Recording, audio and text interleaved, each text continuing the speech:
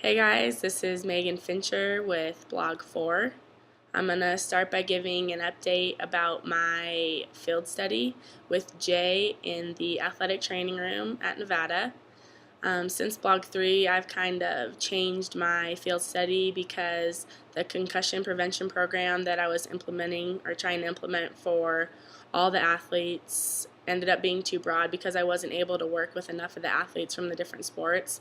And since I work closest with volleyball, I am instead deciding to implement a jump program for them to prevent ACL injuries. This program will teach the girls how to land properly out of their swing and to be conscious of how they're landing so they can prevent knee injuries in their future. And I've also been working very closely with a softball player who's going through ACL rehabilitation in the training room to familiarize myself with the surgery and the rehab that goes along afterwards. So that's just an update about my field study so far. And on with Blog 4, program planning is very important within the public health field because you need to be able to approach a community with an established, well thought out plan, a way to execute this plan to start the development, and to implement the plan you designed in order to benefit and help the community as a whole.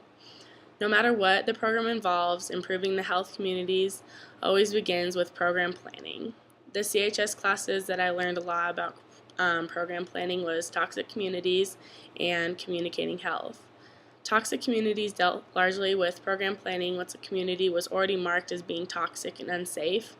The program planning involved in helping toxic communities deals with how they plan on cleaning up the area, how they will get the money to afford this cleanup, and putting the plan into action as soon as possible for the community.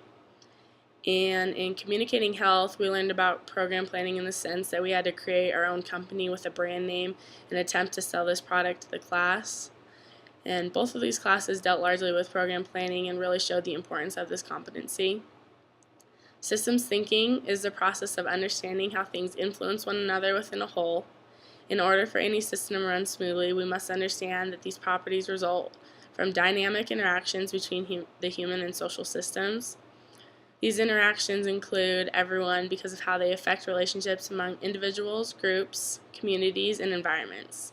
I think that all of the CHS courses combined encompass the teachings of systems thinking because we are constantly learning that there are always connections and links between all aspects of public health and how things work within the communities.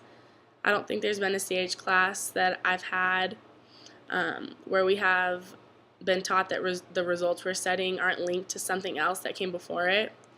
It just shows that everything within public health is always intertwined and related to each other and what came before it. All right, thank you.